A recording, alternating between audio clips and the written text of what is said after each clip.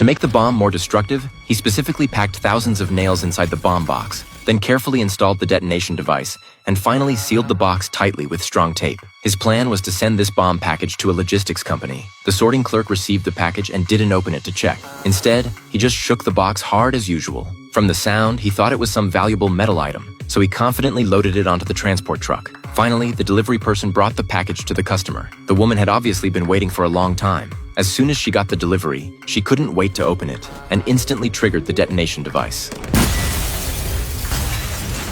Police arrived at the scene afterward. They suspected this was a terrorist attack in retaliation against society.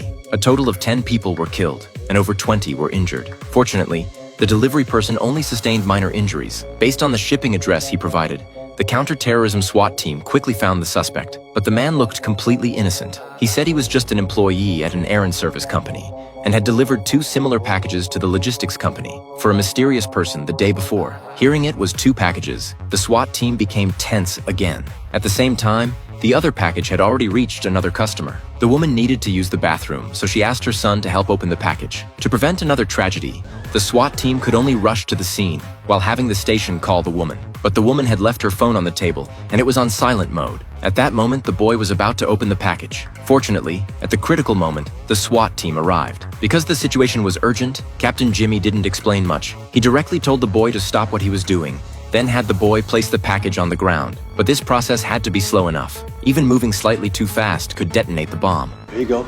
Keep going. Slow. There you go. Almost there. Come on. Slow, slow, slow.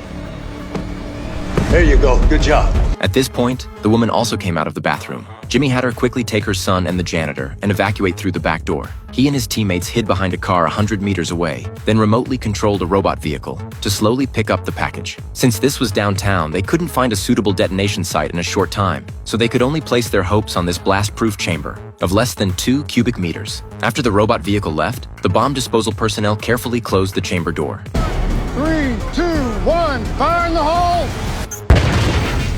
Fortunately, the blast-proof chamber withstood the explosion damage. Although the bomb crisis was resolved, the SWAT team's mission wasn't complete. They extracted fingerprints from the bomb fragments and confirmed the bomber's identity. The man was named Charlie and suffered from severe schizophrenia. His brother and sister-in-law had recently died in a car accident, leaving him with no relatives. This was probably the trigger for his crime. Police then searched Charlie's residence but didn't find anyone. Instead, through the window they discovered a billboard outside. On the billboard was the woman who had gone to the bathroom. Because Charlie was a schizophrenia patient, whenever someone kept staring at him, he would feel they were monitoring him or even trying to harm him. So the people on advertising posters became his primary targets for revenge. Sure enough, the SWAT team soon found another poster in the house with X marks drawn over both people's eyes. They were definitely Charlie's next targets. This time, Charlie didn't hire a delivery person, but personally delivered the package. But before he reached his destination, the SWAT team tracked him down based on the address on the poster. Just as they were about to catch Charlie, 2 cars on the road suddenly crashed, blocking the SWAT team's path. Hearing the noise, Charlie instinctively sensed danger